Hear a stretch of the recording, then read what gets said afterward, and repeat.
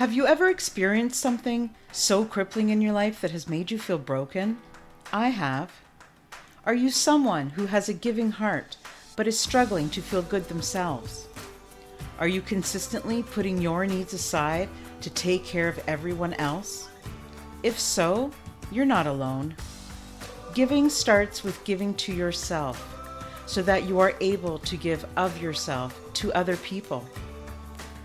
Isn't it time you took back control and discovered what makes you tick? Join me in my journey and find out how you can feel better about yourself, live your best life, and share that with others. Thinking of yourself, it doesn't make you selfish. It makes you brave. I'm Nelia, and this is the Giving Starts With You podcast. Hello, everyone. Welcome to another episode of the Giving Starts With You podcast. I'm your host. I'm Nelia Hutt, and I created this show so that people like you and people like us could connect. Today we are going to speak to a wonderful lady. Her name is Le-an Lai Lacaba. She is from the Philippines. So welcome to the show. How are you today? Happy to be here, Nelia. Thank you so much for having this platform, basically, and I'm super excited to talk with you today. Oh, I'm so happy to have you, and especially with the time difference. Thank you for committing to that. So Le-an, she's a Filipina girl boss who is the CEO and co-founder of 2XU, a remote executive assistance service company. I love this. Yeah, this is very needed, especially in today's world. And I hear you're doing great work connecting everybody with the skills that they need. Mm-hmm. And congratulations on your very successful company. And I know that you started it really young. So that's fun. Not that you're not young now, but that's fantastic. Congratulations. Thank you. I know Le-an is going to speak to us a little bit about her journey. She is going to share with us her journey with anxiety and PTSD, and she's going to try to help the listeners understand what it was like for her and how we can help you as well. So thank you so much for coming on here and trusting us with your story, first of all, because I know it's not easy sometimes. So thank you. So where would you say that your journey began? Well, for a lot of the time, and this is now more like retroactively. Like we were never taught about mental health. We never taught about how to think about ourselves, and but I knew that I've always been kind of even when being surrounded people, I always wanted to be separate. There was something that I observed that I had in me, but other people didn't. And basically, the big thing that kind of started my whole journey with mental health was about 7 years ago. I almost died. It's not it's a story that I have told so many times, but every time I say it, it's still very surreal to me. Basically, there was the strongest typhoon until now, and on record to made landfall on my city, and I had the basically at that point I was used to typhoons. We were a typhoon place. We were facing the Pacific, so we were used to it. But it was one of those typhoons that we never knew. They were using words like storm surge. They were using words like the waters might rise. And we at that time we were living right kind of near the coast, but we kind of never really thought of it that way because we were called the city by the bay, so we were like used to seeing the ocean a lot. And basically it was November 8th of 2013, and honestly it was kind of like a weird normal day. Like the power was already out, but they usually do that anyway. I was cooking. I was literally cooking breakfast to because I'm the eldest to for my siblings, because both my parents were actually not there at that day. So it was very much a lot of circumstances and happenstance that happened where the water started flooding in. We didn't know what was going on. We didn't know if that was going to be last. My second to the youngest sister was the one who pointed out, like, our Tagalog word for older sisters, like ate. So like, ate, water's coming in. So like, I started like thinking like, okay, we need the rice cooker. We need the bag of groceries that I just did 2 days before, because like I said, we're always prepared for a typhoon. I started giving instructions to my brother, like, hey, hold the, basically we had a really big chair towards the door because I saw the water slowly rising from our glass window, and we just started hauling ass going up into our second floor. Luckily we had a second floor, some people didn't. And the water just started rising really fast, and then just as we were about to make our turn towards the second floor, towards the stairs, the water basically overpowered our windows, and then it crashed towards us. So the water rose really high, almost up to my chest, if I remember right. My grandmother, who was sadly only she was only 4'9", 4'8", almost fell down just because the water rushed up really, really fast. And I told my siblings, take care of grandma, bring her up, take care of, I have a aunt who is basically disabled, so we had to take care of them first. For some reason, some instinct in me told me to go back and make sure that I grab the rice. Very Filipino, grab the rice, make sure the rice is fine.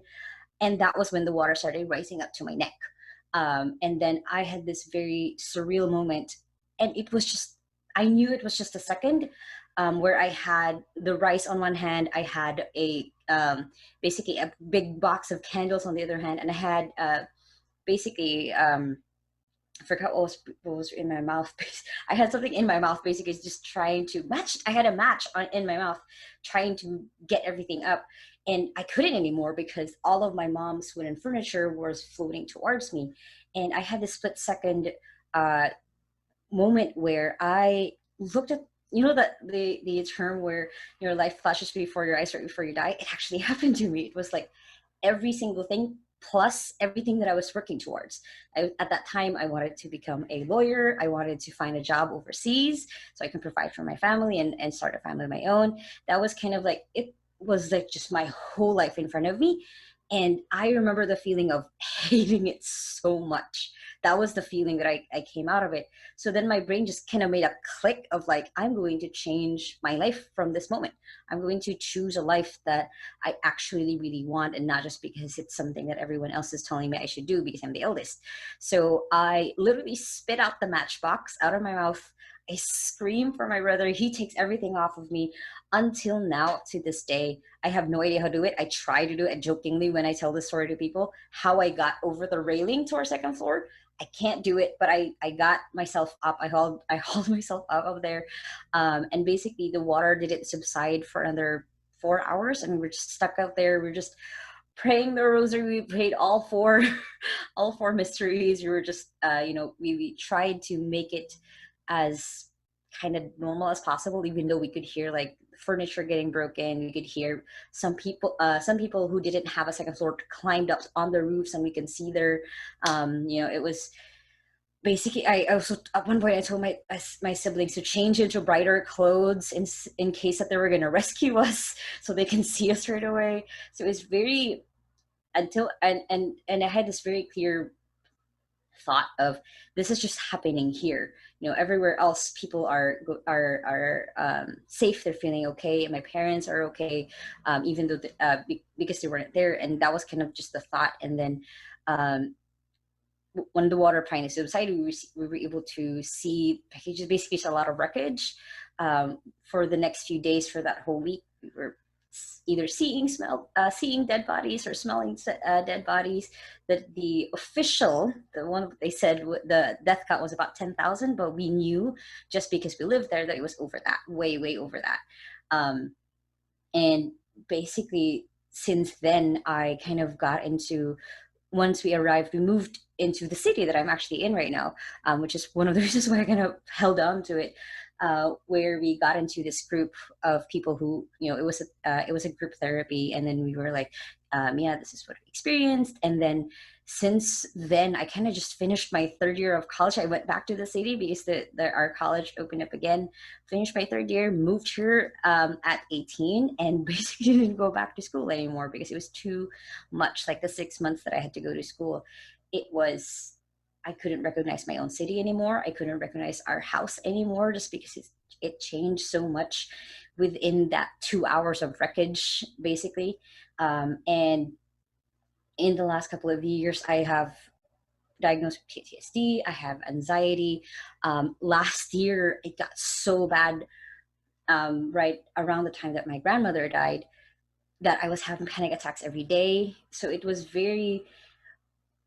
all everything all at once, and I didn't know what to feel. I didn't know how to really fully process it. I never had the tools or the person to talk to about it, because for most of my life it was being told that it was all in my head. And then it was only when I got a really good therapist who taught me to go back, taught me to cope, that I realized that I've been having panic attacks since I was 8, which was crazy. Like I would go on full like hyperventilating at school whenever something was stressing me out so much, and all that time people were telling, "Oh, it's just your asthma, or it's just all in your head. It's just something that you might just be feeling."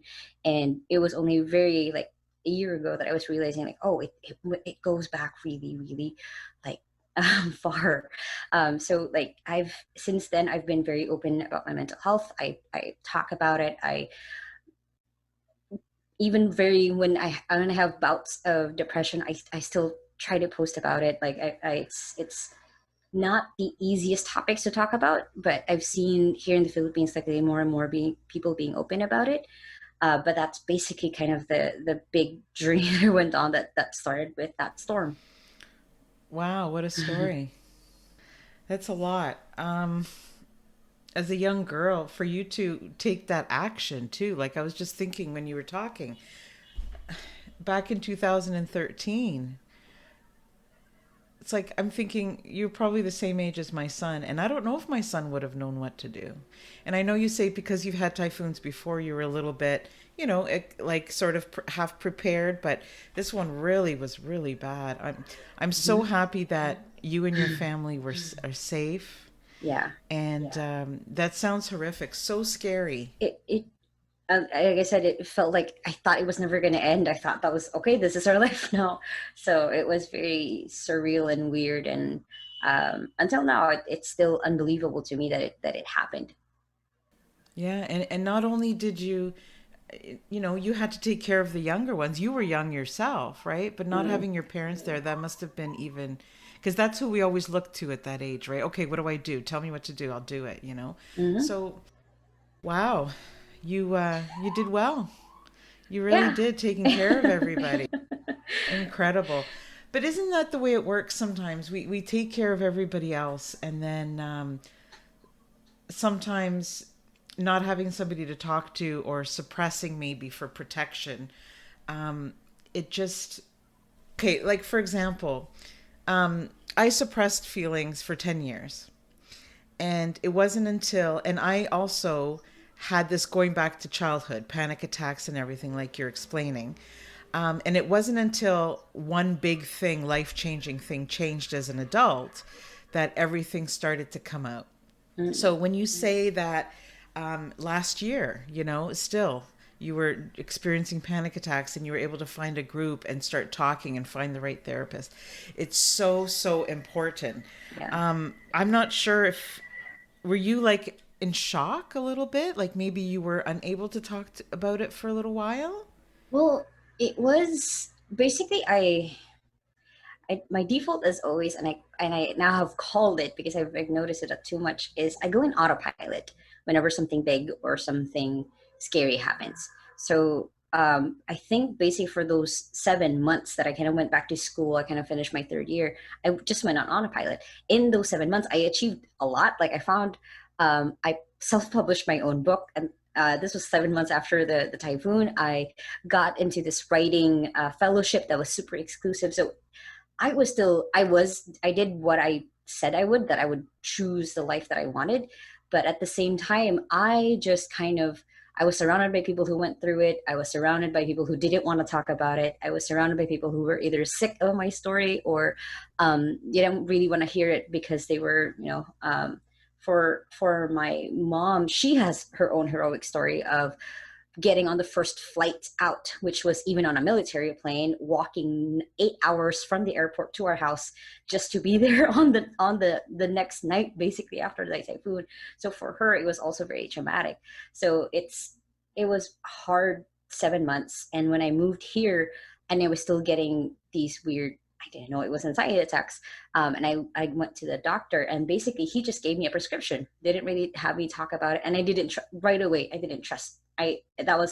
It was kind of like a very instinctive thing of like, no, I don't trust you if you're just going to give me pills. Like I've looked up a little bit about this process. So, since then I didn't really open up about it. I would tell people about it if they asked, but it was, I just went on autopilot, and it wasn't until I found a really good therapist last year that I was able to uncover like a lot of my PTSD was, I would feel guilty if any of my siblings died. That was basically the biggest weight that I was carrying, as being responsible for the death of my siblings, because I love each and every one of them. It was a lot. It was a lot to unpack. There was a lot of different things of my parents not being there, of losing my childhood, basically. So I literally just turned 18 a month before. So it was a lot. And I never really got to unpack it. I just kind of kept turning on and off my autopilot. And just having to process it kind of really lately when I found a really good therapist. Yeah, it sounds like when you're on autopilot too, and you were doing so well, like you self-published this book and you were getting all the things done, sort of like to keep your mind busy, right? And occupied off of all of this other stuff. That's what we do. Like, Yeah. it's so tough. I can't imagine the pressure that you had to take care of other people, but you know what? That might have been what gave you that extra superhuman strength to do it. Is having them there and know that, look, I'm the oldest, I need to do this. So wow, I'm still, thinking back to everything that you were saying about your story. I can't imagine. And then you've got another level. The water's gone, and then you're looking out and you're actually seeing the devastation. That's another loss. And you're seeing dead bodies. I cannot imagine that. And people just everywhere. You probably felt, I don't know how you felt. You probably felt so surreal and wow, and relieved that you were okay, but there's so much loss around you. That's like compounded, compound grief and compound. It's a lot to unpack. So when you hold it all in like that, and then you finally find a community, you said a group that understood. What did that mean to you at that time? It was very short-lived, sadly, but it was one of the first ways that I was able to really process. And it was basically people who went through the same thing, and it was short. It was only just a month, but it that was only when I started really thinking about how I react to certain things or how I think about certain things. It got me to notice basically the part of me that I never thought was really there, because people kept saying that it was all in my head. So I kept just ignoring that part of me. Um, yeah. So that group basically just helped me open up into just noticing more and more about Leanne that I never saw. And even in the coming years, I still look back into that little group therapy, and I'm thankful that I went to, even though that was really like fresh. That was like a week and a half after it happened. Um, but because of that really helped me open up and really think about myself in a different way. Yeah, because if there were more people out there to be able to reach out to you, I think, you wouldn't have maybe held on to things so long. Like you would have had Yeah. an outlet to begin. It's hard. Like you will never get over this completely ever. It'll always be with you, and you just, it's not something that you cure, right? You just have to manage, and you learn about yourself and see what your triggers are, and just go from there. And it's so important that we recognize how our body works and how we deal with stress and all those things, because having a panic attack, it's scary. Like when you don't know what it is, Hmm. oh my god, you're dying. Like what's happening to me? Like you thought you had asthma for a Yeah. while, right? Yeah. Well, and I So did grow up with it, so I knew that it was one okay. possibility, and then which is more terrifying, because an asthma attack that would actually kill me. So yeah. Yeah, it's sort of sometimes it's a relief to get a diagnosis and say, "Hey, you have panic attacks." Because it's like, "Oh my God, I'm not dying." Like I would feel like there was somebody behind me literally, and there was nobody behind me, and I would feel that there was somebody behind me squeezing my neck where I couldn't breathe. And my throat was so tight. I did that for about 6 months, and I kept turning around thinking, "There's somebody behind me. There's somebody behind me." And it wasn't until I knew what was happening that I could relax a little bit, and then that feeling slowly started to Yeah, you can subside. And when it came recognize it. back, I Yeah. wasn't, yeah, and I wasn't as scared because I knew that I was going to be okay. But it can be terrifying to have panic attacks. Oh my goodness. So, how far away from do you live now from when you had the typhoon happen at your other home? I am. I keep looking it up and I keep forgetting. But basically, I am about 30 minutes to 45 minutes flight out Okay, so from you're home, and I chose this city. Basically, I fell in love with it when the first time I came here when I was 6. But I chose one of the reasons I chose the city was this is now facing the other side of the ocean, so we rarely have typhoons here. If we do, I am in a condo that's a little bit farther from the sea so like in my okay. head I'm like, I'm gonna be fine, I'm gonna be okay, because I still have um like if the wind is really, really strong, just because I'm up on the 10th floor, I can hear the same like wind turbine sound that I heard during Yolanda. That was the typhoon's name. I would start shaking, I would start getting cold sweats, and I would have to, and my roommates know this, all of them know, and I would just tell them like, can you hug me? And then just I'll just get a really big bear hug from them. So it's still definitely, I had an anxiety attack on the anniversary. I always do. It's either anxiety or panic attack. So far this year was the mildest, which I'm like, thank God. But it's still, there are days where still I still imagine that I'm still home, or I feel like I'm trapped at home. I have those dreams still, which is very weird for me. But yeah. Yeah, I'm so sorry. I can't imagine to feel like you might drown. How horrific that must have felt for you. Yeah. Wow. Yeah. So what helps you? What helps you cope with those moments where you're panicking or hyperventilating, or you wake up in the middle of the night and maybe you're back in that moment? Well, a lot of it is or was just knowing that I was safe, that I did move here. I kind of like environment shift, like literally a whole environment shift of moving to the city, moving to a place that I actually didn't really know anyone, but slowly made friends. So I know that I can survive. I know that I can always adapt and be flexible. And it was also the a lot of it was well, now it was because of my therapist, of grounding myself, of journaling. If I really can't speak, of just writing everything down, I go back to my writer skills. And it's also just the knowledge that I've gone through, and this is funny, that I've gone through worse. That's why I have these. So it's always those of that help me cope. And then I start grounding myself. Then I start thinking of like, okay, these are the 3 things that I'm grateful for, and I know that I can always knock on my roommate's door and like, hey, I really need someone to just even just hold my hand. You don't even have to hug me. So it's having the support also of people who basically been living with for 6 years, which was actually my boss and other managers of the company that we have. So that helps. People that I already know. And yeah, just kind of knowing that I did change. I did move myself. I did make that shift right after I had that realization. Yeah, I'm glad you realized that because a lot of people don't make the change, or they're too afraid to start over. But it makes total sense. Like, I probably would have done the same thing.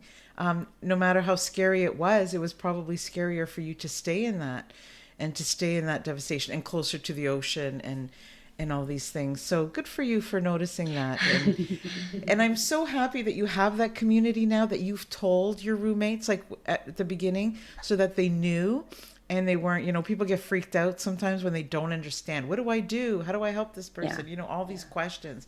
So I'm glad that you did that because we need that support system around us. Sometimes I'll say to my husband, because when you're in that moment, you can't always ask for help. Like if you're Mm. depressed in that moment, you're so into everything that you're feeling, and your mood is so low that sometimes you don't know to ask for help. So sometimes when I'm feeling good, I'll turn to my husband and say, if you notice me doing this, or this, you know I'm going down this path.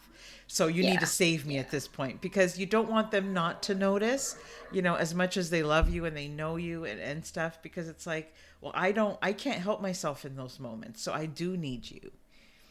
Yeah. So it's Yeah. important that we tell people maybe how they can help us as well. Yeah, I was lucky that my boyfriend now lives in the same city, and we've been together since I was high school. So even like Oh, 2 days after the storm, he was right at my house checking out upon me if it was okay. So we both went through the same thing. He went through saving his cousin from their other house, so he has his own crazy story of his own. But for him, he knows how to calm me down. He knows if I'm starting to. He even sometimes knows when I'm getting depressed without me knowing that I'm already going down that path, because I could be depressed for a month and I didn't even know.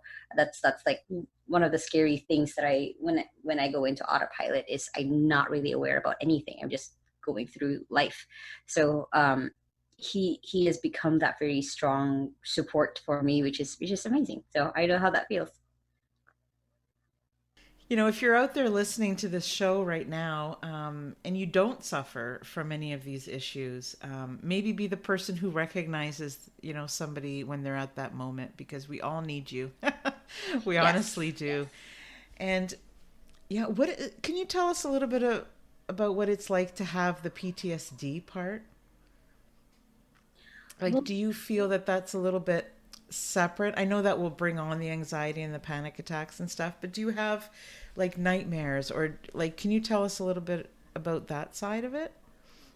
the interesting thing is I am not afraid of swimming. That was one of the things that my therapist pointed out. You're not afraid of swimming. You're not afraid of the ocean. In fact, I love going to the beach, because I don't think I really associated that the water came from the ocean. I think it was just in my head. It was just a flood. So I'm like, yep, that makes sense. That part makes sense. And basically the biggest thing that really scared me was the wind and the really hard rain, because in my head rain equals to flooding. So there are days, especially I still live in a tropical country, where the rain gets really really like harsh, that I would either start curling up, or I would actually hide under a blanket, or I would just literally throw my best friend a look if she's with me in the room, and she would know that she would scoot closer to me and just kind of put her head on my shoulder. So it's it's those times, and it's little moments of feeling that like I also have social anxiety. So it's little moments of where I'm feeling like I'm going to drown because there's too many people around me, or it's the feeling that I'm literally going to be blown away. That was one of the weirdest ones that I found within myself, when the wind is too strong and I'm outside. I actually ask someone to hold me down, even though it doesn't make any sense that I'm going to be blown away. With the nightmares, I used to have them. Thankfully, they've really subsided in the last couple of years, but it's still the like when it was one of my first time to tell this story. I have no idea how many times I've told this story, but one of the first times I would start to shake afterwards. I would have a hard time breathing afterwards, and of course I would try to hide it a lot of the time, because then a lot of people, especially if they were strangers, and I even told this story when I was going through Toastmasters, um, and I would just hide. I was run in the bathroom and kind of like, so I would kind of really try to calm myself down. But most days it's just having anxiety attacks without knowing what they are. It's having hot flashes when it's really raining really hard. It's not being able to think straight when the wind is really blowing, kind of like a jet turbine, because that's what it sounded like. That's how strong the wind was. So it's little moments that I sometimes don't even notice that I'm already panicking, that I'm already having the anxiety attack. That is kind of how it still affects me 7 years later. Oh, absolutely. It was so traumatic. Of course, it still affects you. People who don't suffer from anxiety and depression, sometimes, and not out of being harsh, but just because they don't understand, sometimes they say all the wrong things. Yeah. So please don't say things like, "Oh, you're crazy," or don't worry, you'll be fine, take a breath. Like, we've thought of all those things, okay? We don't need you guys to be telling us to tell us to take a deep breath. Like, we've tried everything, okay? And it does not mean that we're unable to cope with daily life situations. It, there are triggers, there are things that really take us back to certain things in our lives. And for you, it was this huge typhoon, this huge time in your life where it was literally life and death. For some of us, it's not one big thing like that. For some of us, it might be an accumulation of suppressing feelings and then just exploding and not knowing how to deal with things, or lack of sleep. Like, there's so many things. But yeah, of course, it's 7 years later and you're still, don't be hard on yourself about it, right? I don't think you are. I don't I've think learned. you are. Yeah, but it's tough because people, when you're with people that don't understand and you don't want to tell your story all over again, like you said, you don't, you get tired of telling it, or you just think people don't want to hear it anymore, it's tough to tell people in like a sentence, hey, I just need a minute, because you get a look, or you get but it's still important despite what everybody else thinks. It's still important to take that time for yourself. And when we do give time to ourselves and give that time and give that forgiveness and permission to feel all those things, I think it really, really is important. And I think it makes things easier. It just helps the process along. And unfortunately, I don't know that this is something you'll ever get over. This is not something you get over. It's just something, like you said, you manage and you recognize it. And, just, and looking back when you said you had it as a child, when somebody says that to you, it's like, hold on a second, now it makes more sense. Yeah. Like, I had certain things growing up too, and I just felt different. I felt like I didn't belong, and I didn't know why. So for you, because you had the asthma, it kind of connected, and you weren't sure, and then you believe what people tell you and stuff like that. And it's tough because you're like, well, I wish I had known this before, how my life could have been different. So it's so great that people like you come on and share their stories, no matter how difficult they are, because people do learn from them, and they know it's okay. It's okay. You're not going to die. You're not going to, well, maybe, I'm not saying for the typhoon. I'm just saying, like, from your anxiety attacks, it feels like you are. It feels like when you cannot breathe, it is one of the worst feelings. And then when you have thoughts, and it's tough. Yeah. It's definitely when they do start coming in. Like, one of the scarier things about me that I know about myself is I have, when I don't notice it, I don't, or I suppress it, I notice it and I suppress it. I just I gravitate towards self-harm. I gravitate towards having suicidal thoughts. So it's really, for me, I really have to be mindful about it. And I'm thankful it's been 6 months that I haven't done any self-harm, which is the longest time. And it's because my therapist helped me break out of it. But it's scary. It's something that we can't always control, and a lot of people have to keep that in mind, that it's not always out in our control, and that makes it scarier, even that it's not under our control, but that it's okay, that so many other people have survived it. You can ask for help. You can get someone to kind of watch you, and it sounds weird, but I've done that, where I know when I'm like shaking to hurt myself in some way, I would actually just go to either my best friend, or I would go to my boyfriend's, and then I would just sit there, and I'm like, I just need I just need people to like, I just need to be around people, or else something is going to happen to me. So it's a lot of the just having other people who they don't have to even understand. Sometimes they just have to know that this is something that you struggle with, and sometimes you just need to sit there in a corner with them watching you, or just being able to be in the line of sight. Yeah, and I'm glad that you do that. I'm glad that you notice that, and that you do ask for that, because some people don't know it yet, and they're too afraid to ask, and that even makes it harder, because that's when tragic things happen. So I'm glad that you're doing that. Yeah, it's so hard, and it sounds difficult for you as well, and I'm glad that you haven't, that it's been 6 months. And yeah, it's tough. One day at a time, right? Oh yeah. Oh yeah. Yeah, it's hard. It's hard. And do you get angry? Because I know I get angry because I'm like, why does this have to happen to me? Why? Like, especially when I was first diagnosed with it. Because even though we know that something is wrong, we don't necessarily put two and two together until somebody Mm-hmm. comes out and says, this is what you have. I was like, what are you talking about? Like, when I was Mm-hmm. told I had anxiety, I'm like, but I'm not worried about anything. Like, I don't have that. But then they're like, you don't have to, you know, it doesn't have to be right in front of you to have all the feelings and the buildup and Oh everything that yeah. goes along with it. So were you like, did you feel the same way? Did you feel angry when you first found out, or were you relieved that, oh my God, this has a name? It depends on the diagnosis. So it depends on which one. So when I was having PTSD and I had that group basically a week after the typhoon, um, it was a relief because I felt like, okay, it's not just me. When I was diagnosed with anxiety, I did get a little bit mad. I also got a little bit like blamey with my mom and how I grew up and like all of the environment that I had.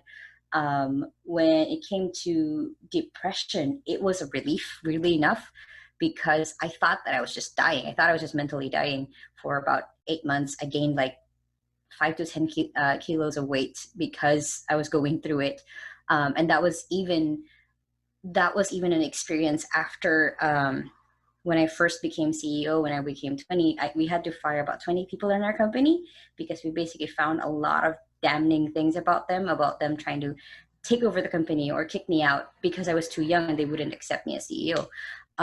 So I went through really, it was really 8 months where I went from 55 kilos to 65, 67. It was the highest one. Um, and when I basically got that diagnosis of like, oh, you have depression, and um, we'll try to find ways for you to cope. I was like, whoa, okay, so I wasn't just okay. That explains so Mm. much. So again, it depends on the diagnosis. It was anxiety that I got really mad about, both myself and my upbringing about.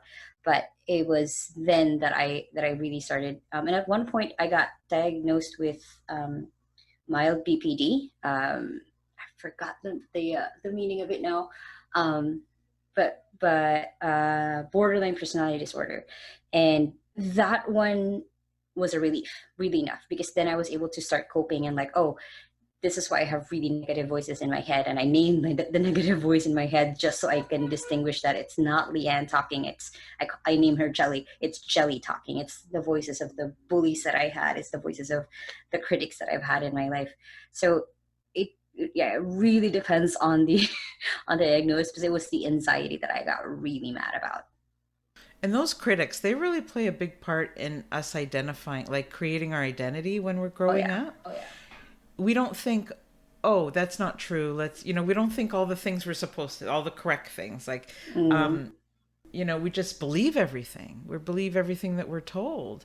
Mm-hmm. And it's hard because the more you know yourself and the more you can kind of say, well, no, that's their opinion of me. But we don't think that way when we're in that Yep. situation. So it's so important that we don't let other people's opinions of us change our identity, because it happens a lot, and Mm-hmm. it's usually not a good thing.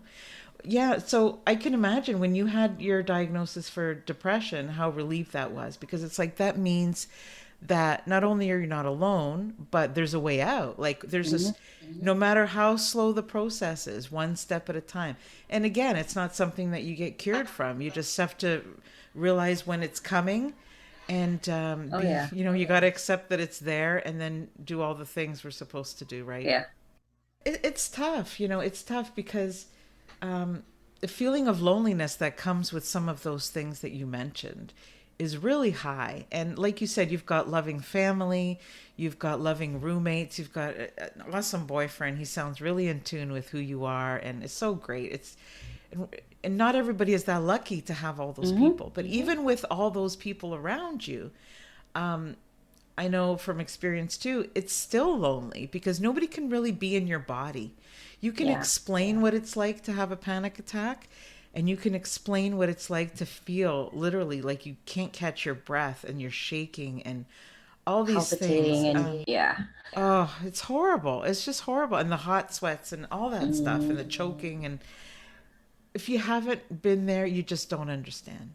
That's why yeah. sometimes it upsets me so much when people who don't understand or don't care to try to understand, like in my case, I've had some people, and they're just like, oh, you just feel too much. Like, you just need to Yeah. turn it off. Like, don't worry about it. Go for a walk, do this. There's nothing worse than that because it makes you feel more alone. It makes you feel misunderstood. It Mm-hmm. makes you not feel validated.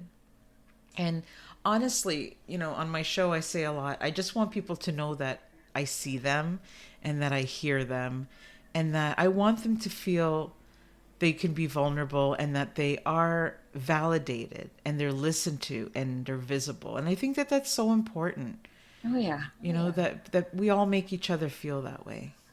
Yeah. It's funny, not really funny, but it was surreal when my siblings started opening up to me. When they started opening up about their anxiety and having an anxiety attack at school, they would literally call me, and that's the reason why my phone is always on vibrate, is only for their notification. So I basically am just available for them at any time. So it was kind of, in a way, felt good for me that my siblings know that they could open up to me, that they could talk to me. And it started happening and more as I kept, I keep posting until this day about mental health. I keep posting until this is something that I teach inside of even of our company is, take care of yourself. I would not, if you're not feeling good, don't come in the office. It's okay. You don't have to force yourself to work. People will understand. You have to take care of yourself first. So more and more people started opening up and talking to me. The whole time that I had a therapist, I was very open about having a therapist, so people would know that it was okay to talk about this or to feel about this. So Thank you. when Thank you for doing that in your company. It's true because it's like the invisible disease, if you have a cold or you're Mhm. going through some kind of illness, and people You can feel see it, it on the yeah. outside. Yeah, but it's just as real. It's just as real when you Hmm. look healthy and you can't get out of bed. It's just as Yep, real. And as a yep. boss now, I'm so glad that you incorporate that into your everyday and for your employees. That's wonderful. Yeah, it's basically, I know exactly how it feels. I know how it feels to not feel okay. At one point, we had an employee who was bipolar, and she was at the same time okay with opening it up, but at the same time, she didn't know how I would react. I'm like, it's okay if you need a day off, especially when she became a mom. If you need a day off, just take the day off. I trust that you can get the job done, or you have the leave days. Make sure to use them. I encourage people to use their leave days when they're not feeling good about themselves. So it's not always like widely accepted by a lot of different people whenever I say that, especially with some of our clients who are not as open. But I have that conversation with them of like, if they can't be 100%, you don't want them working for you. So they have to have that recharge if they need that recharge. It's true because you do have to take care of it right away. Because if you don't, it Mm-hmm. just snowballs and it does get worse and you get deeper into it. So you do need to, it is something that you need to like assess immediately. So if you Yeah. recognize it in yourself, that's great. I'm glad that you allow people to do that. And I think that even people who don't have experience with it as bosses should still look into it a little bit because I think it needs to be okay. It needs to be Yeah. okay if people need to take time off, as long as people don't abuse it, Oh yeah. just Oh yeah. when you need it. We're Yeah. all adults, right? We're all just trying to help each other out and stuff. But it definitely is the invisible illness sometimes. Yeah. So, Yeah. how are your siblings now? Are they able to? Do they have a community? Do they have people that they can reach out to besides you? They have each other, which is amazing.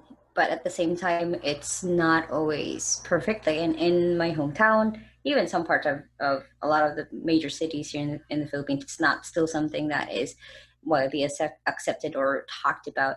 Um, so they have some friends. They have my brother also, who's there. I'm basically the only one who left town. Um, but they have each other, which is great. They can sometimes talk to my mom. They can be adults are basically scary, and I know how that feels. So they don't always talk to adults, but they know that they can open up, like to me, or they sometimes really enough open up to my boyfriend just because they know him also for a long time. So it's they know that they can talk about it. They know they don't have to go through it alone. And even when on days when they say, "Oh, I don't want to talk about it," or "I don't want to feel it," I'm like, that's okay too. But like you have to, one of these days you have to really process it, because I know how that feels. I know there are days like I can't really even put into words what I'm feeling, and I just need time to really process them. And I'm like, that's okay, but you have to think about them one of these days, or else they're going to be the ones that are going to bring you a little bit down. So I'm just here, so I just do that to them. Oh, that's great. You sound like such a giver. You're helping everybody. But don't forget, because you can, deplete yourself, right? So you got to keep loving yourself too and doing all the little things that make you feel good. And I know you know that, but yeah, Thank no, you. that's great. Being in the Philippines too, and where they are, your siblings, it's too bad that they're that because of the weather and everything that they haven't created more programs, because it sounds like there's a lot of people who could use it, especially Mm-hmm. with the typhoons and all the traumatic things that are happening, like all the tragic typhoons and being, like losing your home and just seeing all those images. So it's too bad. Maybe yeah, maybe one of your siblings will start a group themselves. I mean, no, really, like I think that it's so important. And how many, it's just my guess, but many people in your area probably could use that. Okay. I remember there were when I was there for the 7 months finishing school, there were people who were starting things. I just haven't been in touch with a lot of the things I've been growing in my hometown, just because I literally ran away here. But I Yes. know that they did start to like I got published on two different books because they were collecting of stories, and then I've talked about and opened up about it, and been invited to talk into different places. So I know they're trying, but it's still not, again, like mental health, that topic of mental health isn't still something that's widely really accepted. It's kind of like tolerated, but not accepted, which is still a really big difference. And like I said, a lot of people in our city don't even want to talk about it, don't even want to remember, don't even want to think Because that it's it actually hard. happened. Hmm. And I understand. So I don't push. No, Yeah. no, for sure, for sure. So the self published book that you wrote, can you tell us what it's called? Oh, that was actually I actually have also found a funny story. So that was a collection of short stories that I was working on for a year. During the typhoon, my laptop got wet, and I thought I Oh, lost everything. I was so devastated. And then when we got here, my hard drive was the only one that was not wet. So I was like, okay, so this is a sign that I have to really finish this. So went out, tried to get published by the publishers. Of course, since I was like basically just a no one, I looked up how to publish a book on Kindle, and I published a book on Kindle. So it for was actually, you.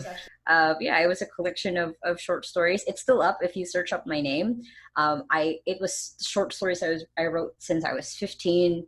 So a lot of them are kind of cringy. At the same time, I'm really proud that at 18 years old, I figured out how to self-publish a book in a time where we didn't have electricity at home. So I did it all in school, where we didn't really Fabulous. have internet, because basically we didn't have electricity for about 7 months, because of everything toppling down. And it was also at the time where my MacBook, because my mom got me a secondhand MacBook that was like 4 years old, but I still loved it. I still have it just for nostalgia's sake. My MacBook was very charger dependent, but I was still able to do it. Figure it out. A lot of people still can't figure out how to publish their own book on Kindle, even now with all of the guides. And I was able to figure it out. I feel pretty damn proud about it. So, yeah. If nothing else, you're very resourceful. Like honestly. So yeah, that's a great quality, especially for being a boss now. So do you want to take a few minutes and just let us know a little bit about your company? So when after I moved here, I wanted a full-time online job. So I've been working from home since I was 15 years old. I've been writing articles, I've been creating graphics, any kind of gig before I even knew what the word gig was, I would take, because it was basically a job where I didn't have to go to a physical office. I could do after I did all of my homework. And when I moved here, I applied for an online job at a publishing company, which was a US publishing company, which was, of course, they were thrilled that I knew how to publish a book on Kindle, because that was a lot of what I did. And basically, with that company, the boss moved here, and the next year, literally the next year, because I was still figuring out my path, figuring out what I wanted to do after almost dying. He basically asked a group of managers, and because being me, I was already a manager in 6 months. He was asked, like, okay, we're starting a different company next year. This person, basically one of the pioneers, was already earmarked to run that company. This person was already earmarked. So it basically was up to the two of us, and he basically said, "So, who wants to be CEO next year?" I literally just raised my hand, and in the next year, he trained me everything about systems, about people, about looking at the numbers of money, and then became CEO. I ran it for 3 years, successfully gave it off to someone else who's now running it more better than I ever did, and started 2XU, which became a very full circle moment for me when I started realizing that one of my biggest dreams is to really start a company that hires Filipino to work from home, so then they can be with their family. Because for one of the reason why my dad wasn't there during the typhoon was, for all of my life, he has been working overseas. Because that's the only way that you can earn bigger money, basically. And I would only see him once or twice or thrice a year, only for like a month at a time, sometimes just 2 weeks. So, and that was when I was going to a therapist. That was one of the reasons why I had anxiety all the time, because I wouldn't see my dad for different periods of time. And for me, it was a full circle moment of like, I figured this out when I was 15, how to work from home, how to get clients. And this was something that literally has changed my life. So I want to pass this on more to more people. So when I started to Exceed, he was very close to the goal of just hiring more very smart Filipinos, very capable. Actually, right now, there's only one or two people who are only single. All of them are parents. All of them have their own little kids. When we do Zoom calls, kids are running around in the background or like stealing the show.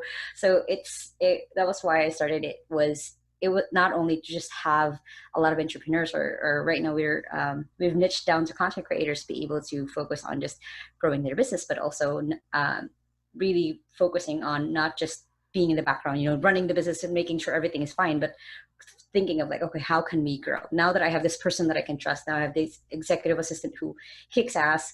How can I grow? So that it was very much a very happy moment when I realized that was something that I really wanted to do, was starting a service company. So especially during COVID, I've only met our employees once. Like we did a very small like barbecue party, where we did like games and stuff, but that was the only time I've met a lot of the employees. Other than that, I've talked to them all through Zoom. So it's fun. It like in the last year I've had a lot of fun, really fully, because we technically started 2 years ago, but we only started earning money, which is when in my entrepreneur mind we really started. Last year. So like I've just been having fun, like seeing people grow, seeing people learn a lot of different skills that they would never have thought they could learn. So that's kind of basically has been my baby for a year. So yeah. That's awesome. And it sounds like you're keeping the families together. Like by Yeah. employing these people, you're able to keep the families together so that the parents don't have to go overseas, because you know what Yep, that's like. exactly. So that's Mm-hmm. a beautiful thing. You're giving back. I Mm-hmm. love that so much. That's awesome. Yeah, thank you. Yeah, so I like your website's amazing. It's got all the great information. If any of you are looking for her services, honestly, make sure you check out her website. And where else can we find you? I am also primarily on YouTube, as also another full circle moment. I am coaching teenagers how to work from home.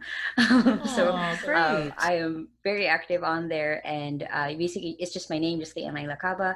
And other places it's just my Facebook, my Instagram, and my LinkedIn. It's all the same username, so it's really easy to find.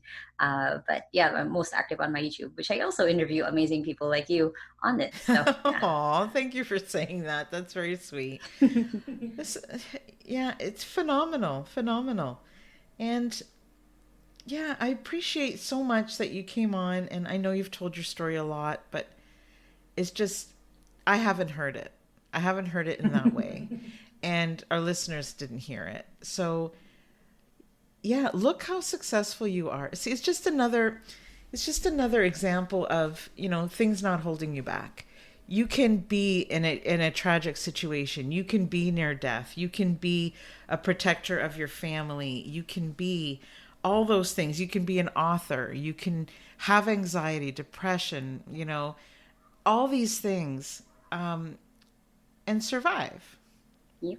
Yep. Not only survive, but thrive. You're doing so well. You should be so proud of yourself, honestly, to be 15 and starting to work from home and now teaching that, and your business is succeeding. Everything is working out so well for you. So yeah, keep working hard. I know it's not easy. It's not easy, to have your own business, but it's definitely not easy to get through those days, the days where we all need other people. Mm-hmm. And I respect you for putting that in your business as well, and allowing them to have a little bit of a safe place. So thank you so much. Thank you for, is there anything that we haven't talked about that you want to share with us? I think this is something that was very crucial to me when I was going through like a journey, and I'm still going through the journey, is that find a therapist who feels right to you. It doesn't have to be the person who feels right for other people, or a therapist who was billed by your insurance company. For me, I found a therapist who believed in chakras, which is something that I also believe. I found a therapist who worked with me on like the different belief systems that I had. She was definitely not a very typical therapist in a lot of different ways, but she was someone who I needed at that time. Like now I haven't seen her since June, but because it was a time where I needed something else. So know that help is there. It might come in the most unconventional sense, um, but it's out there, and you also don't have to stick by it forever. You can shift, and you can grow, and you can need different things. So just kind of something to keep in mind, as you know 5 months later, I haven't seen her, but she's someone that I am always grateful for, that I have met, that I reached out and was brave enough to say like, hey, I need help, when can I see you? So that step is crucial, and helps. So yeah. Mm. Yeah, because there are like fundamental things that help most people with anxiety and all the things, and PTSD and all the things. But there are so many alternative things and everybody is so different that you don't know. You have to be open to trying new things. So you were open to trying something that she was presenting to you. So you have to be open, because if you're not, you're never going to find that person. So try something. If it doesn't work, move on to the next thing. Keep trying, because One there through are three. so many. Yes, there are so many different solutions. And don't get down on yourself if the first five don't work. It's okay. I appreciate you saying that, because it's so true. Sometimes, even in personalities, we don't click, or we feel like it's not always somebody with the best schooling that is the most helpful. We just have to click with somebody, and it's okay. Don't feel bad, because, people like us, we tend to feel bad. Oh, I don't want them to feel like, how do I say no? This isn't working for me. So you Yeah. stick in it, you stay in it, and you're just wasting time, and it's not helping you. So it's okay. And I'm sure that the therapist appreciates it too. They don't want to waste their time if they can't help you, right? Sure. Sure. So I think we need to be our biggest advocates. We need to be okay with everything and just try to move through it one step at a time. And if you Baby need steps. somebody to talk to Le-an, talk to me. Like, hopefully we can shed some light on some things, and everybody's going to be okay. So I appreciate that. Thank you for talking about that. Yeah. I'm glad you mentioned it. Absolutely. I so enjoyed our conversation today. I hope Me you did too. as well. I'm going to go check out your website again because you never know. I might need your services, right? One day. So that would be cool. Yeah. Now you know me, so. That's it. That's it. Well, thank you so much, Le-an, and keep doing everything that you're doing. Keep taking one day at a time. You're really doing well. Thank you. Thank you. Thank you for tuning in to this week's episode. If you enjoyed what you heard, please subscribe or leave a review. See you next week on the Giving Starts With You podcast.